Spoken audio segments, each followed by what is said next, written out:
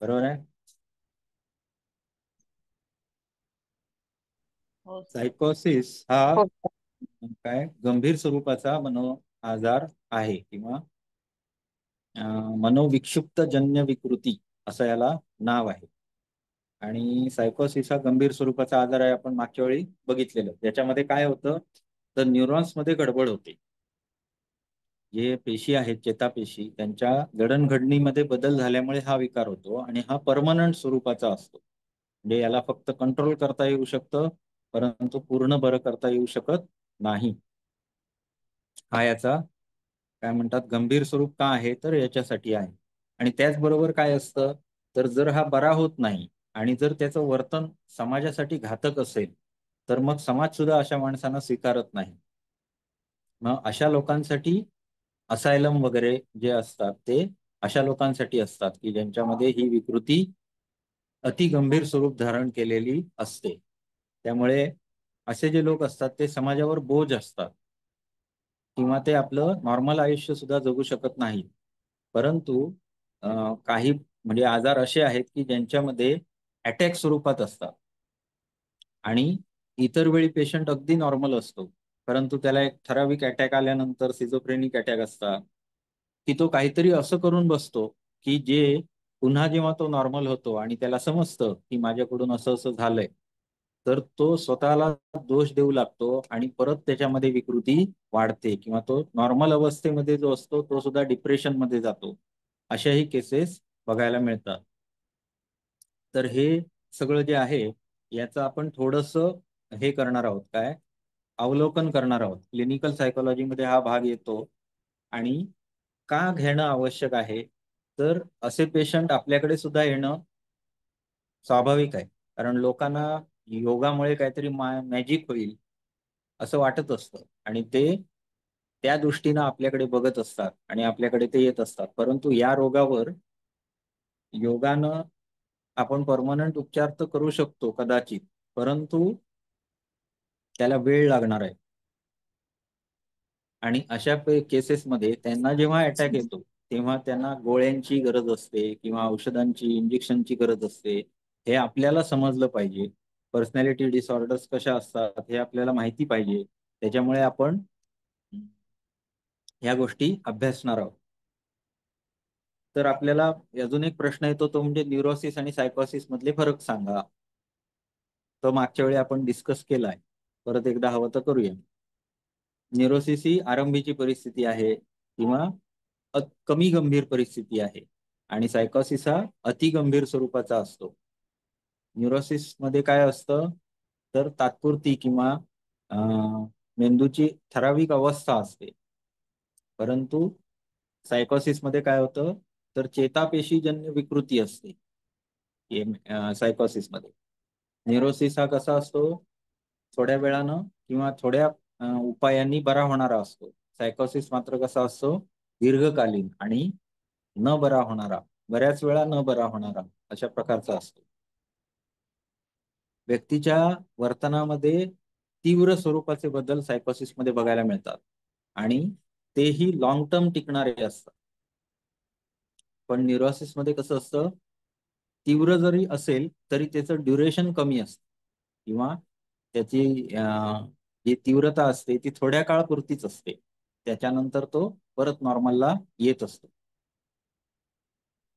त्याच्यानंतर असे जे लोक असतात ते कसे असतात, न्यूरोसिसचे जे लोक असतात ते समाजाला घातक नसतात.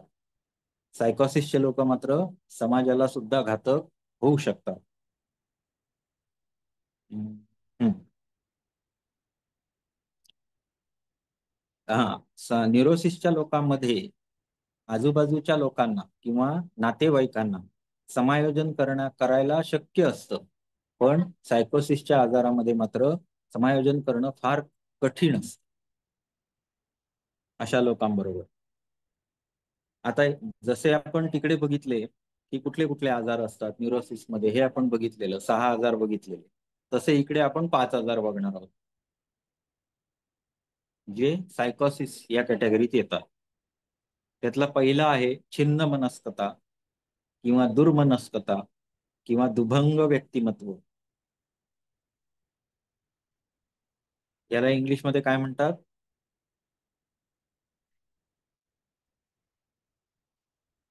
स्प्लिट पर्सनॅलिटी किंवा सिझोफ्रेनिया.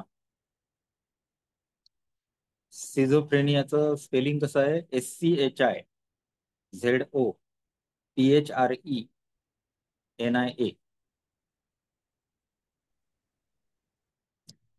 त्याला काही जण स्किझोफ्रेनिया पण म्हणतात, काही सिझोफ्रेनिया पण म्हणतात.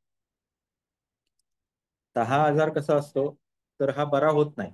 सिझोफ्रेनिया हा बरा होत नाही आणि बराच काळ म्हणजे टिकणारा असतो. याच्यासाठी आयुष्यभर गोळ्या घेणं, जसं डायबेटीस आहे किंवा हार्मोनल इतर डिसऑर्डर, थायरॉइड आहे किंवा इतर जे हार्मोनल डिसऑर्डर्स आपण म्हणतो, त्या सगळ्यांना जशी औषधं मध्ये मध्ये घ्यावीच लागतात, तशा पद्धतीत याचंही असतं.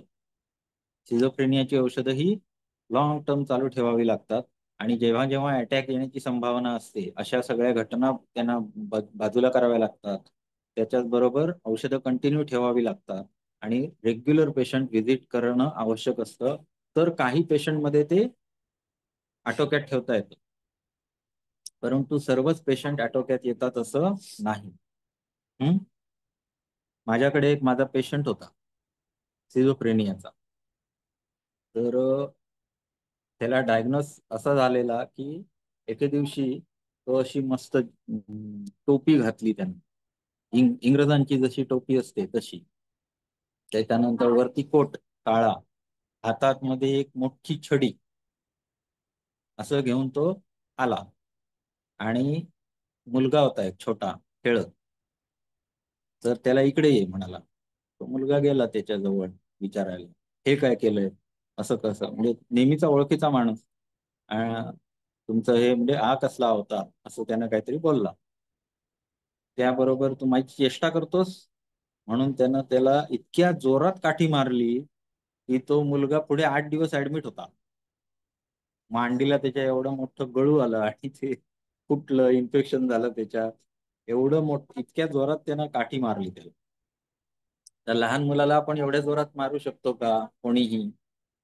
नाही. आणि ते सुद्धा एवढ्या क्षुद्र कारणावर नाही. मग त्याच्यातून त्याचं डायग्नोसिस झालं पुढे की हा काय आहे, सायकोसिस आहे आणि तो पण सिझोफ्रेनिया आहे.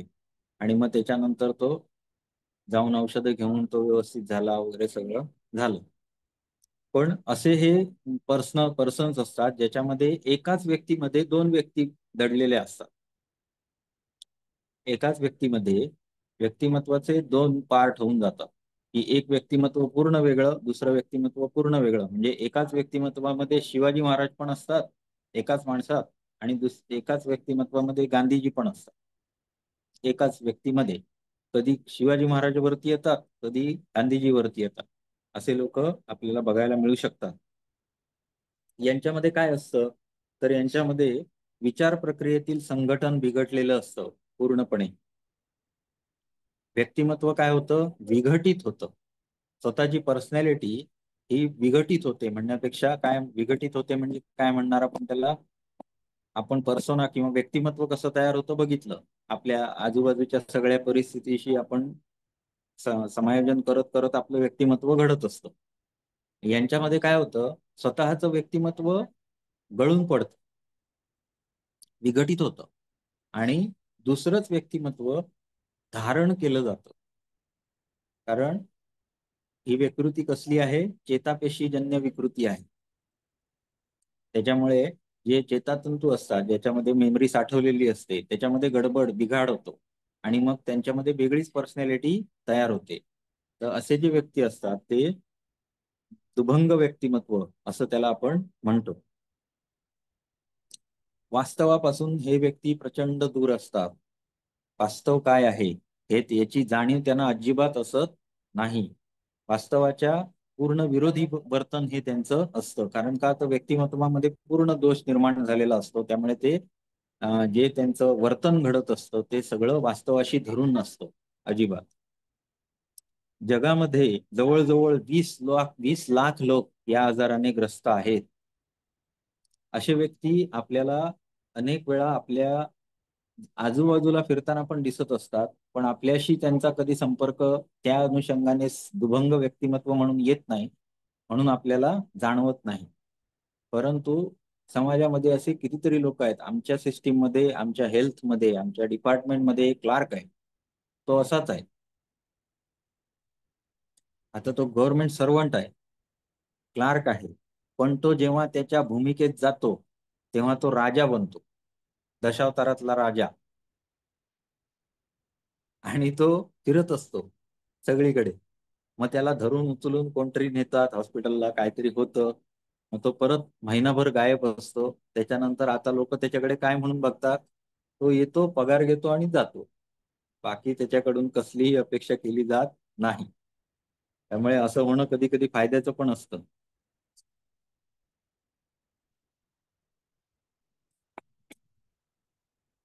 ठीक आहे. तर 20 लाख लोक या आजाराने ग्रस्त आहेत साधारण. आणि यांच्यामध्ये सुद्धा परत काय होतं, जेव्हा ते त्या दुभंग व्यक्तिमत्व या त्यांच्यातल्या शिवाजी किंवा गांधीजी कोणतरी गळून पडला की ते ओरिजिनल पोस्ट याच्यामध्ये येतात. आणि जर त्यांनी त्या व्यक्तिमत्व धारण केलेलं जे असतं त्याच्यामध्ये त्यांनी काहीतरी गंभीर चुका केल्या असतील तर ते त्यांना समजतात. उदाहरणार्थ समजा त्यानं घरातल्या कोणाला तरी मारलं, खूप काठीनं मारलं किंवा काहीतरी त्याला अगदी इजा होईपर्यंत मारलं, आणि जेव्हा तो बरा होतो तेव्हा त्याला कळलं की आयला मी हे याला असं त्यावेळी असं मारलेलं होतं.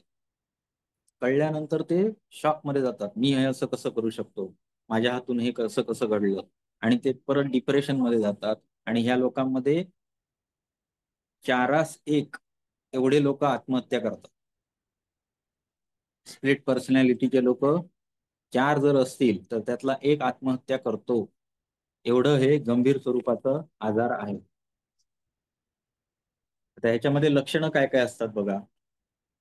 तर भावनिक बिघाड झालेला असतो, आणि यांचा जे चेहरा असतो तो भावना शून्य असतो, म्हणजे गोठलेले असतात पूर्णपणे. त्यांना हसूही येत नाही आणि त्यांना रडूही येत नाही. गोठल्यासारखा चेहरा असतो पूर्णपणे, म्हणजे ते भावना व्यक्त करत नाही, भावना शून्य असतात, बोथट झालेल्या असतात भावना.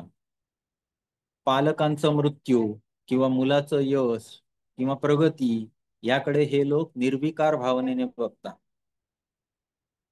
म्हणजे त्याच्यामध्ये आनंदामध्ये सुद्धा सामील होत नाहीत किंवा दुःखामध्ये सुद्धा सामील होत नाहीत, निर्विकारपणे बघत असतात. त्यांना त्याचे काहीच वाटत नाही. अचानक हसणे, रडणे किंवा आक्रस्ताळेपणा करणे, मधूनच काय निर्विकारपणा चेहऱ्यावर दाखवणे, ही सगळी त्याची लक्षणं असतात. आणि भावनांचा उद्रेक सुद्धा त्यांच्या कधी कधी होतो आणि तो अजिबात त्यांच्या हातात नसतो.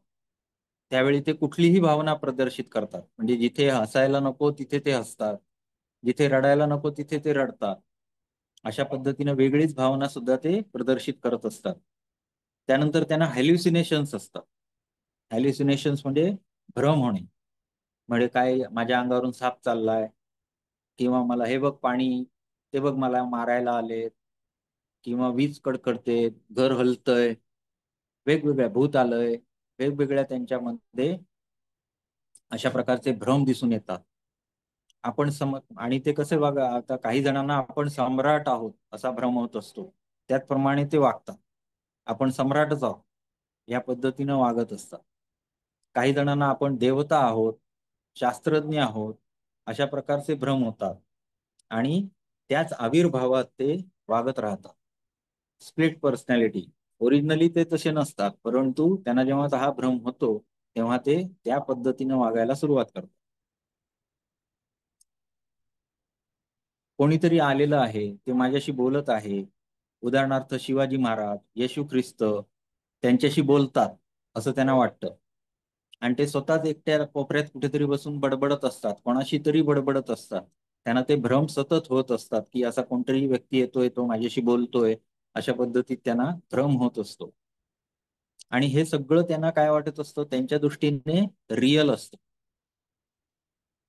आजूबाजूच्या व्यक्तीला कळतं की हा गपचूप एकाच ठिकाणी बसलाय आणि बडबडतोय कोणाशी तरी, बाकीच्या लोकांना कळतं. तेव्हा ते डॉक्टरकडे घेऊन जातात त्यांना. परंतु हा आजार वाढत असल्याचं लक्षण असतं, आणि हे याच वेळी जर नाही थांबवलं तर ते अत्यंत टोकाच्या भूमिकेला जातात आणि मग ते समाजाला सुद्धा घातक होऊ शकतात. आणि हे भ्रमाचे अटॅक त्यांना कधीही येऊ शकतात. अजून काय होतं तर वाचा विकृती होते काही जणांमध्ये. म्हणजे अजिबात तरी बोलत नाहीत किंवा प्रचंड बडबड करतात आणि बोलण्यामध्ये अजिबात सुसंगती नसते, पूर्ण विसंगत बोलत असतात. अशा पद्धतीत वाचा विकृती काही जणांमध्ये लक्षण म्हणून बघायला मिळते. अजून काय असतं तर लेखन विकृती. भरपूर काहीतरी लिहित असतात, सतत लिहितच असतात आणि ते सुद्धा कसं असतं असंबद्ध असतं. म्हणजे त्याच्यामध्ये काहीही सुसंगतपणा नसतो. काही दोन वाक्य लिहिली असतील तर ते एक वाक्य असेल सामाजिक आणि दुसरं असेल पर्सनल काहीतरी. त्याच्यामध्ये काही हे नसतो, सुसंगतपणा नसतो, निरर्थक असतं. अशा पद्धतीनं ही लक्षणं दिसली तर आपण ओळखायला पाहिजे की हे स्प्लिट पर्सनॅलिटी किंवा सिझोफ्रेनिया आहे. सगळ्यात महत्वाचं कार्डिनल साईन ज्याला आपण म्हणू ते म्हणजे यांचा निर्विकारपणा. निर्विकारपणा असणे हे त्याचं काय आहे, कार्डिनल साईन म्हणतो आपण त्याला किंवा महत्वाचं लक्षण. हे जर असेल आणि बरोबर बाकी सगळं असेल तर सिझोफ्रेनिया. नाहीतर मागे आपण काय बघितलेलं न्यूरोसिस मध्ये हायपोमेनिया आणि मेनिया पण बघितलेला. त्याच्यामध्ये सुद्धा पर्सनॅलिटी अशीच होते. याच्यामध्ये तो काही बडबडत असतो की मी या मुख्यमंत्र्याला फोन करेन, अमुक करेन तमुक करेन. पण याच्या आणि त्याच्यामध्ये फरक काय आहे, याच्यामध्ये काय आहे तर भ्रम हा कंटिन्युअस दिसणार. आलं लक्षात? त्याच्यामध्ये नाहीये, भ्रम नसतो. त्याच्यामध्ये तो रिलिव्हंटच बोलत असतो, इररिलिव्हंट काही नसतं. पण जे बोलतो ते अतिरेक असतं. न्यूरोसिस मध्ये अतिरेकी बोलणं असतं, पण विषयाला धरून असतं. आणि याच्यामध्ये मात्र तसं नाही. याच्यामध्ये विषयाची सुसंगत काहीही असत नाही. आणि प्लस काय असतं, भावनिक गोठलेपणा असतो किंवा ज्याला आपण काय म्हणतो, भावना शून्यता. एकदम बधीर असल्यासारखे असतं त्यांच्यामध्ये. भावना जिथे ज्या व्यक्त केल्या पाहिजेत त्या त्या तिथे ते व्यक्त करत नाही, हे लक्षात घ्यायचं. आता पुढे, आता आपण काय बघितली, लक्षणं बघितली. आता पुढे कारण बघूया की कशा कुठल्या कारणामुळे हे सगळं होतं. त्यातला पहिला आहे अनुवंशिक किंवा हेरिडिटरी. हेरिडेटरी स्वरूपात हा विकार असू शकतो. आता हेरिडेटरी आपल्याला काही जास्ती सांगायची गरज नाही आहे किंवा म्हणजे जर आजोबा पणजोबा किंवा रक्ताच्या नात्यामध्ये थोडक्यात जर कोणाला हे आजार असतील तर ते परंपरागत चालत येतात आणि ते पुढच्या नात्यामध्ये बघायला मिळतात. मुलाला म्हणजे आजोबांना असेल तर मुलगी नातवाला बघायला मिळतो. बऱ्याच वेळा हेरिडिटरी हे प्रकार असे असतात, तर पुढच्या पिढीला होण्याची शक्यता असते. एक मिनिट हा.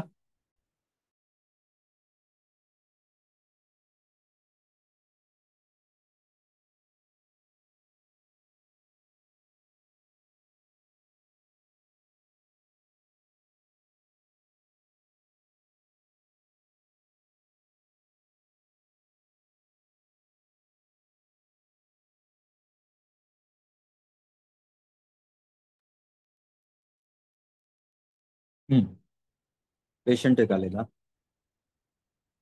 ठीक आहे, पुढचा जैविक घटक. जैविक घटकामध्ये काय तर गर्भावस्थेमध्ये जर मातेला इन्फ्लुएन्झा झाला. आता इन्फ्लुएन्झा हे काय आहे, व्हायरस आहे, बरोबर आहे. आता जेवढे व्हायरल इन्फेक्शन्स आहेत तेवढी सगळी ही मेंदू चेतापेशी विकृती करण्यासाठी कारणीभूत होऊ शकतात. जेवढे व्हायरस आहेत तेवढे सगळे, पण इन्फ्लुएन्झा हा त्यातल्या त्यात सर्वात जास्ती कारण म्हणून शोधला गेलेला आहे. आता जे हे आहे करोना, करोनामध्ये सुद्धा या गोष्टीची काय शक्यता वर्तवली गेली होती, परंतु करोनामध्ये या गोष्टी कमी दिसल्या. अजून तरी त्या पुढे आलेल्या नाहीत. पण करोना होऊनच किती वर्ष झाली आहेत, 4 वर्ष झाली फक्त. मग आता ती ज्या करोना कालावधीमध्ये ज्या मातांना करोना झाला त्यांची मुलं मोठी होऊन त्यांच्यामध्ये जर काही दिसलं तर मग करोनाला पण घेतलं जाईल या कॅटेगरीमध्ये. आलं लक्षात? त्यामुळे शोध हा सतत चालू असतो आणि विज्ञान हे सतत बदलत असतं. तशा पद्धतीनं आपल्याला आतापर्यंत माहिती असलेल्यामध्ये इन्फ्लुएन्झा एक झाला. गोवर असतो, गोवर, मिझल्स म्हणतात. मिझल्स सुद्धा कारणीभूत आहे. मिझल्स आता सिद्ध, मिझल्सचं व्हॅक्सिनही येतं आता, देतात आपल्याकडे. ते सुद्धा कारणीभूत होऊ शकतं. त्याच्यामुळे व्हायरस जेवढे आहेत तेवढे सगळ्यामध्ये हे शक्यता असतेच की चेतापेशींमध्ये काहीतरी बिघाड होऊ शकतो. मेंदूमधील काही रसायनांचा असमतोल, सततचे मेंदूमध्ये जे रसायनांचा असमतोल झाला तर काय होतं, तर चेतापेशी सुद्धा स्वतःमध्ये अशा बदल घडवून घेतात की जे व्यक्तीला दुभंग व्यक्तिमत्व निर्माण करू शकतात. त्याच्यामुळे जी जडणघडण असते पेशींची ती चुकीच्या स्वरूपात होते आणि त्याच्यामुळे स्प्लिट पर्सनॅलिटी तयार होऊ शकते. सामाजिक घटक, सामाजिक घटक सुद्धा काही आहेत ज्याच्यामध्ये हे हे कसे शोधले जातात की आता समजा एखादा आपल्याला सिझोफ्रेनिक पेशंट मिळाला तर त्याची हिस्ट्री घेतली जाते, ज्याच्यामध्ये त्याची बॅकग्राऊंड काय आहे हे तपासलं जातं आणि मग त्याची प्रॉबेबिलिटी काढली जाते. म्हणजे कुठल्या घटकातले पेशंट तुम्हाला जास्ती दिसतात, तर कनिष्ठ सामाजिक आर्थिक परिस्थिती याच्यामध्ये हे पेशंट जास्ती आढळतात.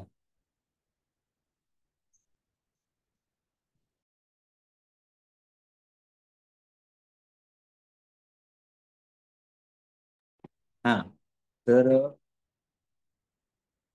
कुठे होतो? हा, कनिष्ठ सामाजिक आर्थिक परिस्थिती हे लोक जास्ती प्रोन असतात ज्यांना स्प्लिट पर्सनॅलिटी होऊ शकेल. अपुरी अस्वच्छ जागा, ज्याच्यामध्ये इन्फेक्शन होण्याची शक्यता खूप असते, अशा जागेमध्ये राहणारे लोक. संसारात सतत ताणतणावाचे प्रसंग निर्माण होणे, हे सुद्धा सतत काय करत असतात, रसायनांचा असमतोल मेंदूमध्ये सतत होत असतो. अशा व्यक्तींमध्ये सुद्धा सिझोफ्रेनिया हा दिसून येतो. तर हे काही कारण आहेत ज्यांच्यामध्ये सिझोफ्रेनिया दिसतो.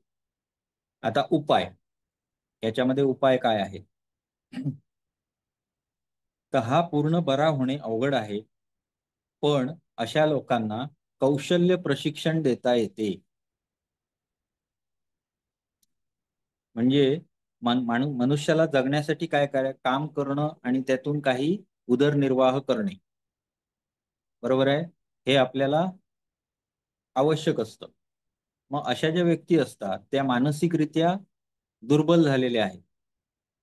मग अशा व्यक्तींना समाजात राहण्याचा अधिकार नाहीये का? तर आहे.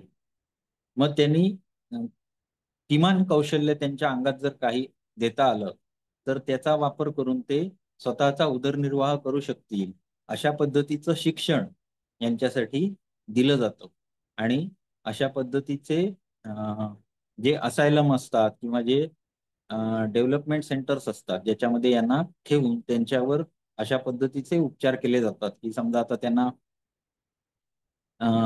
हाताची जी कौशल्य असतात ज्याच्यामध्ये ग्रीटिंग कार्ड तयार करणे किंवा काहीतरी बारीकसा कोर्स ज्याच्यामध्ये विविंग असेल, अशा पद्धतीचे कोर्स वगैरे त्यांना शिकवता येतात आणि ज्याच्यातनं त्यांना स्वतःचा उदरनिर्वाह करता येऊ शकतो. तर अशा व्यक्तींना हे कौशल्य प्रशिक्षण देता येतं. त्यानंतर स्वतःची काळजी कशी घ्यावी इत्यादी गोष्टी त्यांना शिकवाव्या लागतात. म्हणजे काही पेशंट हे आपल्याला आता पुढे अटॅक येणार आहे हे जाणतात आणि येऊन सांगतात की मला ही लक्षणं चालू झालेली आहेत, मागच्या वेळी मला अशीच लक्षणं सुरुवातीला चालू झालेली होती, म्हणून मी अगोदर आलोय डॉक्टर, मला औषधं चालू करणार का बघा. असे सांगणारे पण पेशंट मिळतात की ज्यांना शिकवलेलं असतं की ते अशा पद्धतीत तुम्हाला जर चालू झालं तर तुम्ही येऊन परत भेटा, लवकर आपल्याला औषधं चालू करता येतील, हे त्यांना शिकवावं लागतं. ते स्वतःच म्हणजे भावना शून्य असतात, त्यांना काही म्हणजे 4 दिवस 8 दिवस आंघोळ नाही केली त्यांना काहीही वाटत नाही, अंगाला वास येतोय त्यांना काहीही वाटत नाही, अंथरूण घाण करून ठेवलेलं आहे 10 दिवस झाले काहीही वाटत नाही. त्यामुळे यांना वैयक्तिक स्वच्छतेचं महत्त्व पटवून द्यावं लागतं, त्यांना समजावावं लागतं, सगळ्या लोकांप्रमाणे कसं राहायचं हे त्यांना समजून द्यावं लागतं. तर अशा पद्धतीत त्यांना आपण ट्रेनिंग देऊ शकतो. एखाद्या रुग्णाला अचानक अस्वस्थ वाटू लागले, भावनांचा उद्रेक होऊ लागला, की त्यांना काहीतरी काम करायला द्यायला लागतं. म्हणजे हे ट्रेनिंग असतं त्यांच्यासाठी, की त्यांना दुसऱ्या कशामध्ये तरी गुंतवण्यासाठी त्यांना काहीतरी काम करायला देतात. त्या कामात व्यग्र असताना तो अटॅक निघून पण जाऊ शकतो. मग असे पण औषधाव्यतिरिक्त सुद्धा असे उपाय की जे कर करणं सोपं असतात, असे उपाय पण केले जातात. सामाजिक आंतरक्रिया म्हणजे समाजामध्ये आपण राहतो तर इतरांशी आपलं वर्तन हे स्वाभाविक होणारच, कारण लोक आपल्याशी इंटरॅक्शन करणारच आहेत. मग त्या लोकांबरोबर वागण्यासाठी त्यांना काही एटिकेट शिकवावे लागतात. त्यांच्यामध्ये ते हरवलेले असतात. वर्तनामध्ये त्यांना प्रॉब्लेम असतो. मग अशा व्यक्तींना काय करावं लागतं? वर्तनावर नियंत्रण करून स्वतःची काळजी कशी घ्यावी हे रुग्णांना शिकवले जाते. पुढे सामाजिक कौशल्य. आता आपण पहिल्यांदा काय बघितलं? स्वतःसाठी काही कौशल्य विकसित करणे. त्याच्यामध्ये कौशल्य प्रशिक्षण देता येतं या लोकांना आणि स्वतःची काळजी घ्यायला शिकवता येतं. तसंच काय इतरांशी वर्तन करताना काय करायला पाहिजे? म्हणजे कोणतरी एखादा माणूस तुमच्या घरात आला, तर हा भावनाशून्य माठासारखा उभा राहतो फक्त किंवा काहीच प्रतिक्रिया देत नाही. तर त्यांना शिकवावं लागतं, की हॅलो म्हणा, हात मिळवा, हसा, हे त्यांना सांगावं लागतं सगळं. मग सामाजिक आंतरक्रिया त्यांना शिकवाव्या लागतात. बाय म्हणा, टाटा करा, या गोष्टी सुद्धा त्यांना सांगाव्या लागतात किंवा शिकवाव्या लागतात. सामाजिक कौशल्य. सामाजिक समायोजन वाढवणे, दुसऱ्याशी समायोजन करायला शिकवणे आवश्यक असते या पेशंटमध्ये. नाहीतर दुसऱ्याला महत्व काहीही नाही, भावनिकच काय असतो, ठणठणपाळ असतो. त्याच्यामुळे दुसऱ्याला महत्व काही नसतं यांच्या दृष्टीने. मग त्यांना ते शिकवायला लागतं आणि तरच ते समाजात इतर लोकांकडून काय म्हणतात त्यांना महत्व दिलं जाऊ शकतं. नाहीतर लोक कशाला येतील, बघणारच नाही कोणी. बरोबर. त्यामुळे ह्यांना हे शिकवायला लागतं.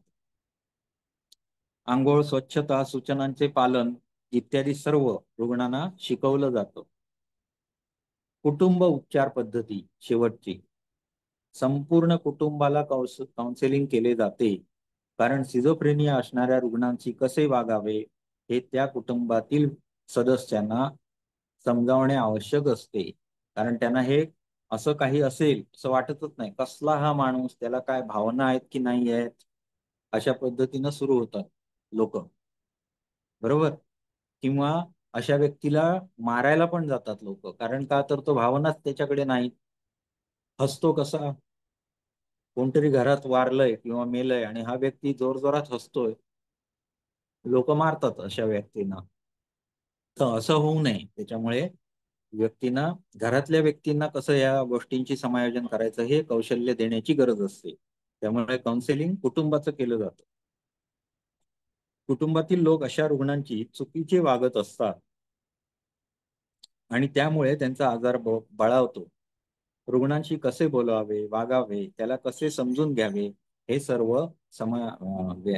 कुटुंबाला शिकवलं जातं. ही झाली कौटुंबिक उपचार पद्धती. त्याचबरोबर काय आहे, ट्रीटमेंट, ज्याच्यामध्ये गोळ्या येतात आणि त्या सतत चालू ठेवाव्या लागतात. त्याची तीव्रता कमी जास्ती करता येते आणि जसा जेव्हा अटॅक येतो त्यावेळी तीव्रता जास्ती करायला लागते, जेव्हा नसतो त्यावेळी त्या परत कमी कराव्या लागतात. त्यानंतर झोप पूर्ण व्हावी लागते अशा रुग्णांची. त्याच्यानंतर त्यांना शुगर कमी होऊन चालत नाही, मेंदूला ऑक्सिजन कमी पुरवून चालत नाही. त्यानंतर ज्या गोष्टींनी त्यांची प्रवोक होतो, म्हणजे ज्या गोष्टींनी ही व्यक्तिमत्वामध्ये बिघाड दिसतो, अशा गोष्टी लांब ठेवाव्या लागतात अशा व्यक्तींपासून. या सगळ्या गोष्टी डॉक्टर लोक समजावून सांगतात, परंतु त्याच्याबरोबर या सगळ्या बाकीच्याही गोष्टी करणं आवश्यक असतं. ठीक आहे. चला, ही झाली पहिली विकृती, ज्याला आपण काय बघितली, मराठीतली नावं लक्षात ठेवा. छिन्न मनस्कता, दुर्मनस्कता, दुभंग व्यक्तिमत्व, ही सगळी एकच नावं आहेत. आणि इंग्लिशमध्ये काय आहे, स्प्लिट पर्सनॅलिटी किंवा सिझोफ्रेनिया. आता दुसरी विकृती याच कॅटेगरीमध्ये सायकोसिस मधली दुसरी विकृती, व्यक्तिमत्व विकृती किंवा पर्सनॅलिटी डिसऑर्डर. परिस्थितीजन्य कारणामुळे ही विकृती निर्माण होते. परिस्थिती ही त्याला कारणीभूत असते. बालपणामध्ये चुकीच्या सवयी लागल्या की मोठेपणी त्याचे व्यक्तिमत्व विकृतीत रूपांतर होते. म्हणून बालपण फार महत्वाचे आहे. अशा व्यक्तींचे वर्तन हे सर्वसामान्य माणसाला गोंधळात टाकणारे असते, अनाकलनीय असते, भावनिक त्रास देणारे, संताप करणारे असे हे वर्तन करणारे लोक असतात. आणि बऱ्याच वेळा या विकृतीचे मूळ कारण हे लहानपणी बिघडलेल्या पालक बालक संबंधामध्ये दिसून येते. जेव्हा आपण जे बघितलं, कोणी सिगमंड फ्राईडनं जे सांगितलेलं होतं, याच्यामध्ये मनोलैंगिक अवस्था सांगितलेल्या होत्या आणि त्याच्यानुसार विकृती निर्माण होतात. तर त्याचं हे काय म्हणतात, एक रूप आहे जे आपल्याला इथे दाखवलेलं आहे. याच्यामध्ये लहानपणी घडलेल्या ज्या घटना असतात त्याच्यामुळे त्यांच्या मेंदूवर जो दीर्घकालीन परिणाम होतो, त्याच्यामुळे या विकृती निर्माण होतात असं हे सांगतात. आता त्याच्यामध्ये परत काय आहे, तर दोन उपप्रकार आहेत. पहिला आहे अँटी सोशल आणि दुसरं सेल्फ लव्ड. अँटी सोशल म्हणजे समाज विघातक व्यक्तिमत्व विकृती. आता नावाप्रमाणे त्याच्यामध्ये काय असणार आहे, तर समाजासाठी धोकादायक, समाज विघातक.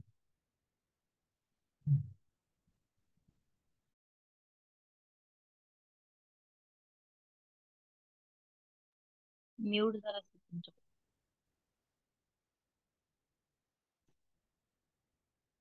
अशा विकृतीमध्ये काय होतं, तर ही जी व्यक्ती असते ही काय करते, तर कायद्याचं उल्लंघन करते, कायद्याचे बंधनं पाळत नाही.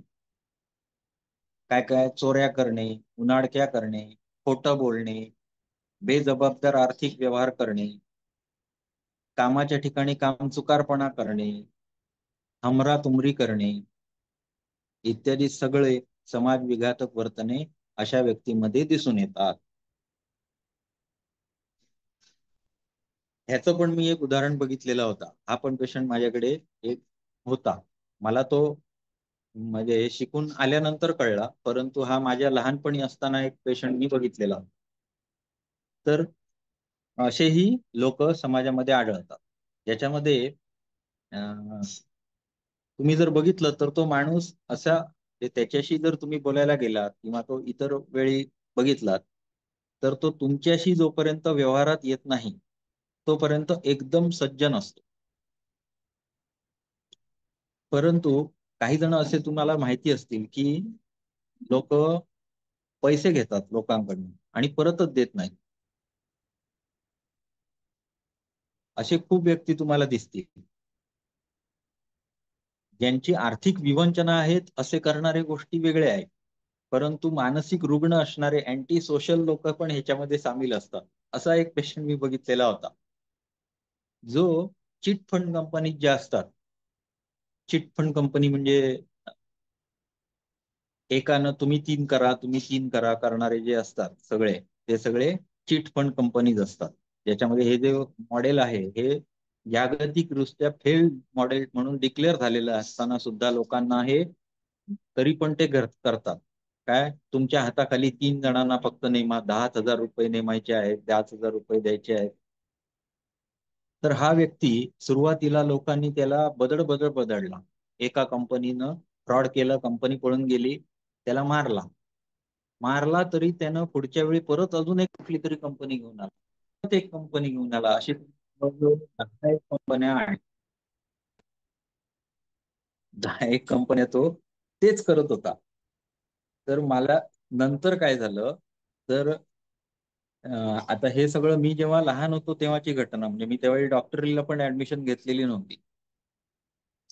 आणि नंतर त्याचं रूप, आणि तो इतका चांगला व्यक्ती ना, खरोखर चांगला, म्हणजे इतर ठिकाणी तो लोकांना मदत पण करायचा, म्हणजे कुठल्या प्रसंगाला लोकांना उभा राहायचा वगैरे वगैरे. आणि हे सगळं झाल्यानंतर त्याला पोलिसांनी हे केलं एके दिवशी, आणि तुरुंगात टाकला. मग तुरुंगात टाकल्यानंतर त्याची इन्व्हेस्टिगेशन झाली, जे काय होती ती सगळं.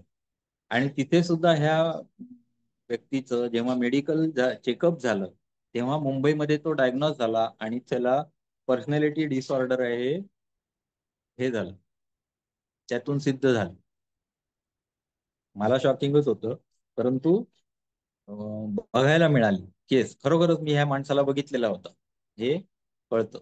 परंतु असे लोक हे समाजामध्ये असतात. आता जर ह्याचा योगिक दृष्ट्या जर विचार केला तर आपल्याला ह्या काय म्हणता येतील वृत्ती ज्या उफाळून येत आहेत, बरोबर आहे. मग त्या कशा आहेत तर क्लेशाच्या स्वरूपात आहेत. आणि हे कसे असतात, क्लेशांचं स्वरूप कसं असतं,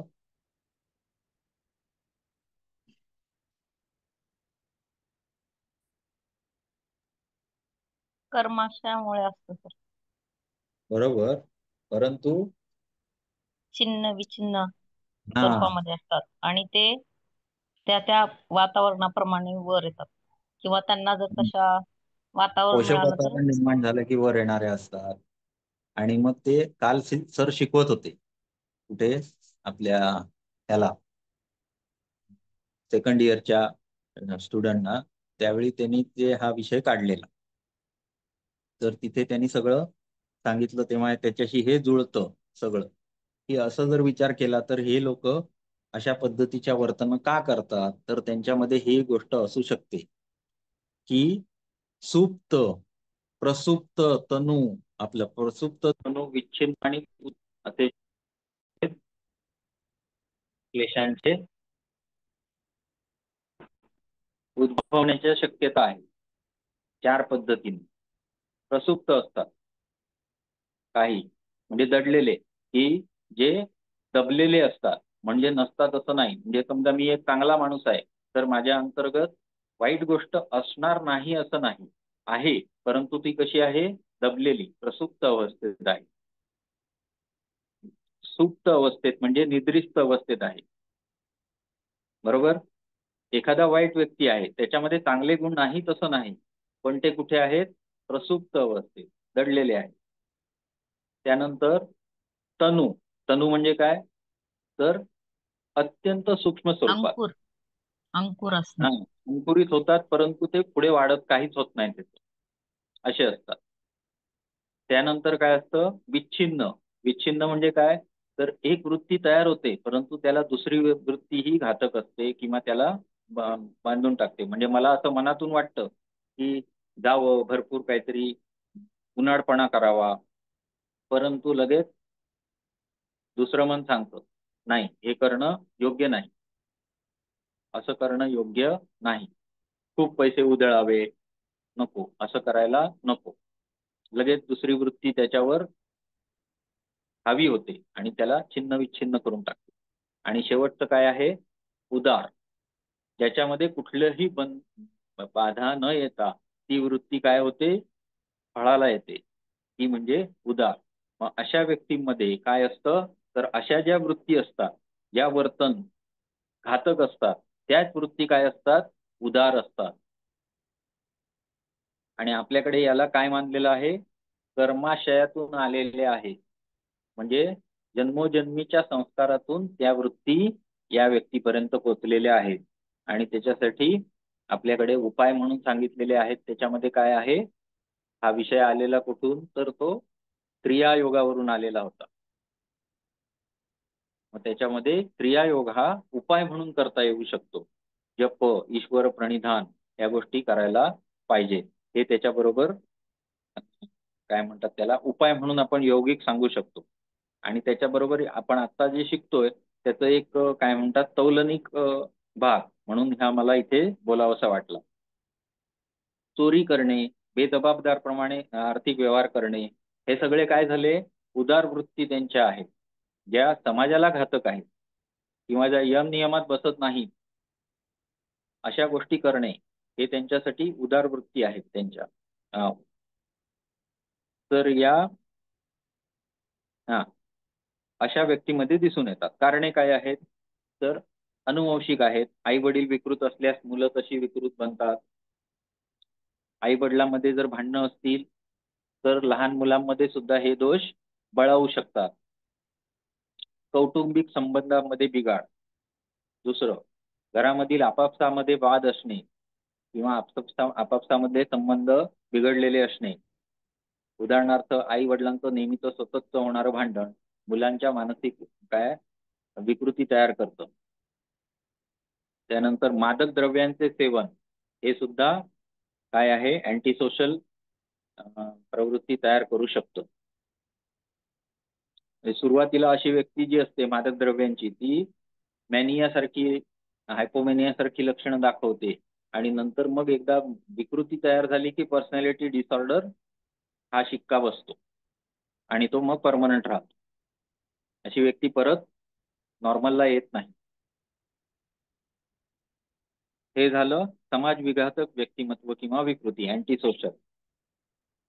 आता दुसरं आहे आत्मप्रेमी व्यक्तिमत्व विकृती किंवा self loved person personality disorder, sorry, self loved personality disorder.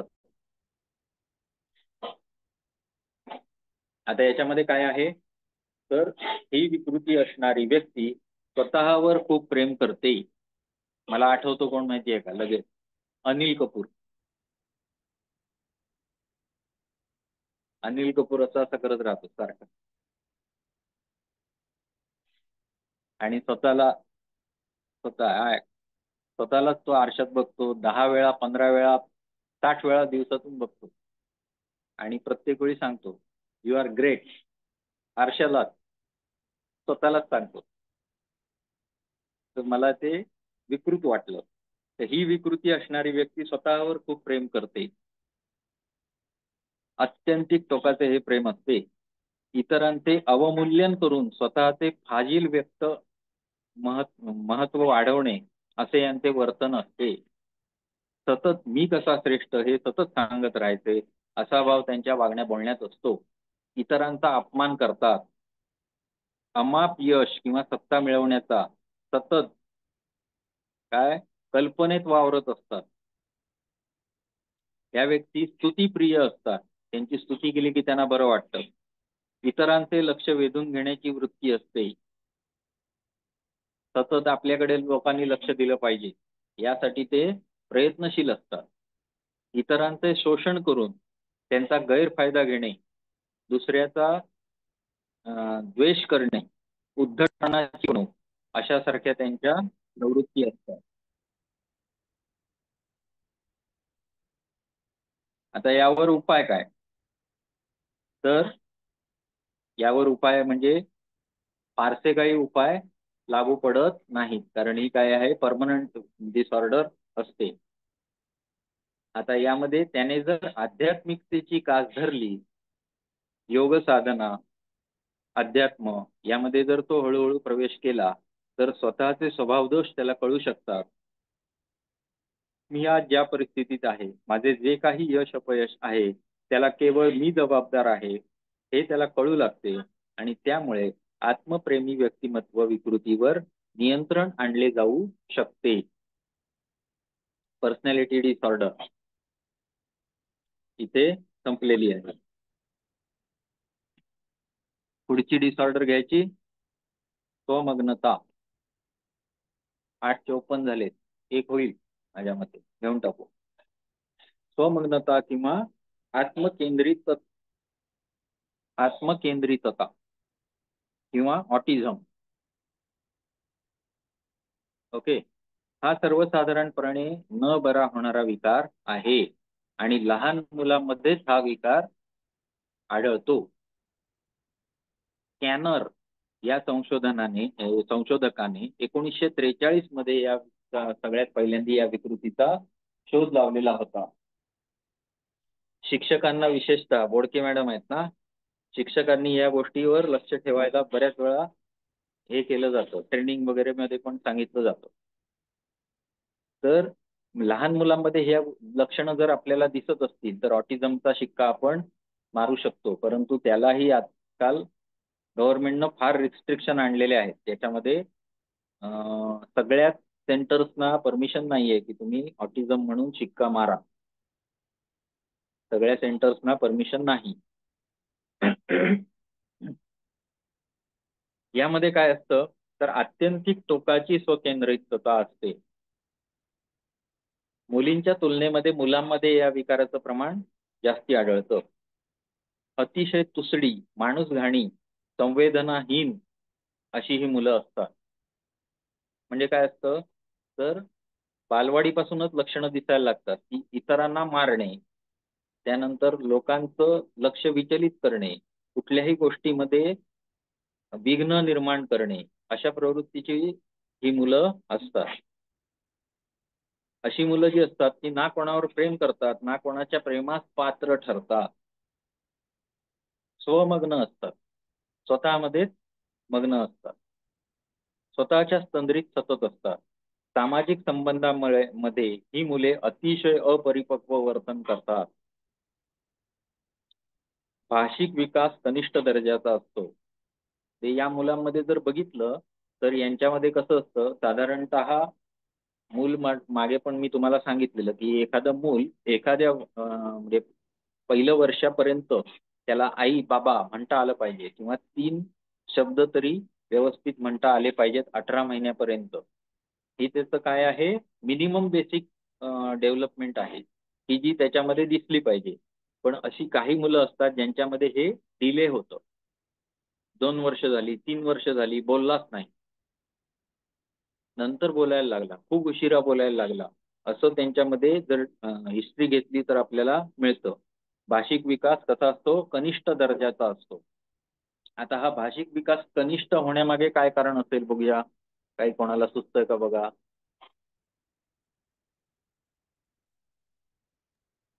वेगवेगळ्या भाषा एकाच वेळेस म्हणजे लहान वयामध्ये 3-4 वेगवेगळ्या भाषा एकाच वेळेस फेस करणे, याच्यामुळे पण त्यांच्या नाही, आताच मी काय म्हटलं, याचं नावच काय आहे बघा.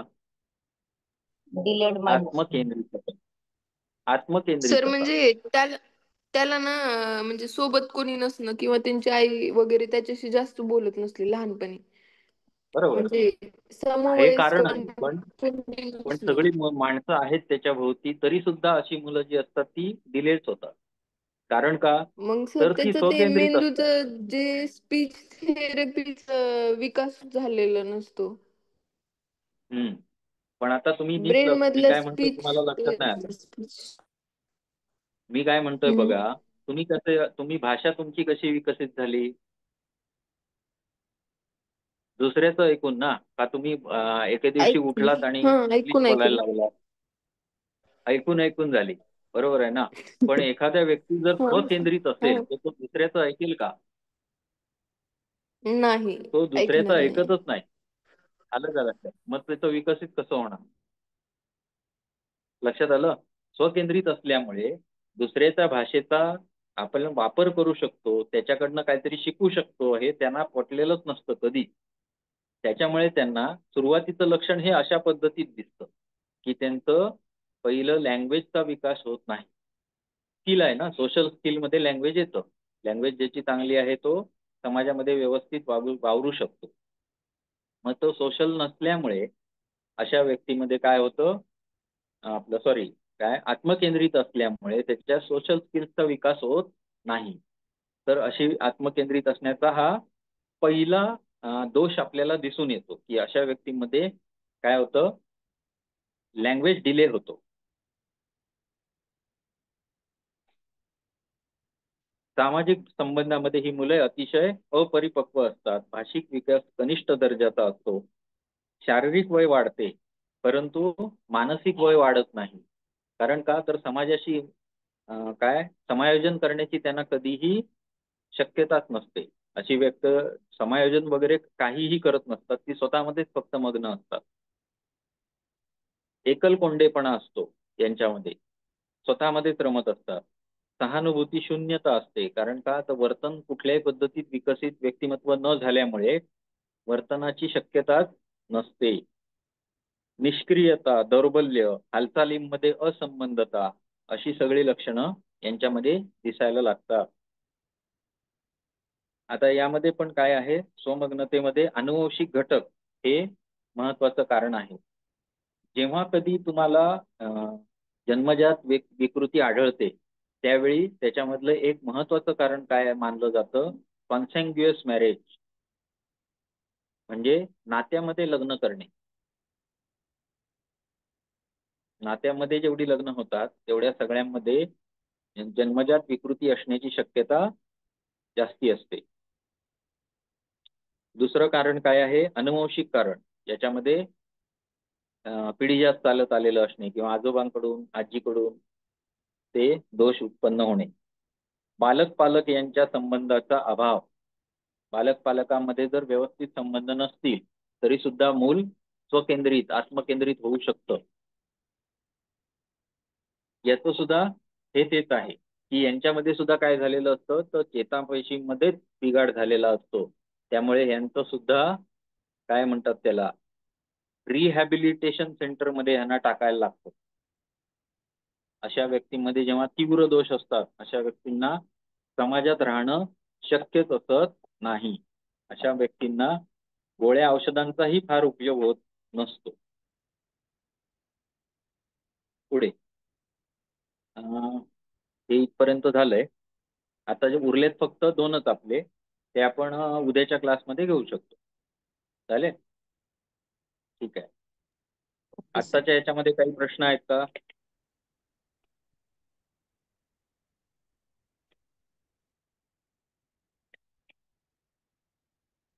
तसं सगळं सोपं आहे, तसं काय मोठं नाही. आणि नोट्स पण मी टाकल्यात, त्याच्यामध्ये काही मी कसं आहे त्यावेळी व्हॉइस टायपिंग केलेलं, त्याच्यामुळे बऱ्याच चुका तुम्हाला दिसतील, तेवढ्या जरा समजून घ्या. फक्त समजतं म्हणजे तसं काय नाही, पण फास्ट केलेलं होतं ते त्यावेळी, त्याच्यामुळे चुका भरपूर मी काढत बसलो नाही. ते चुका म्हटलं कळणार मला, मला मीच लिहिलेलं आहे, मला कळणार, त्यामुळे ते तसं केलेलं आहे. ठीक आहे, हरिओम. हरिओम सर, धन्यवाद.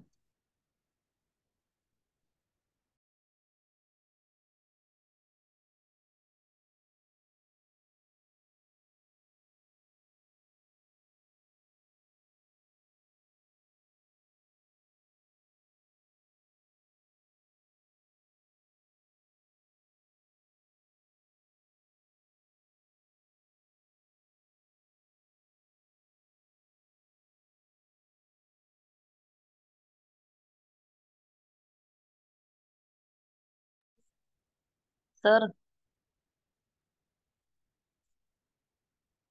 सर,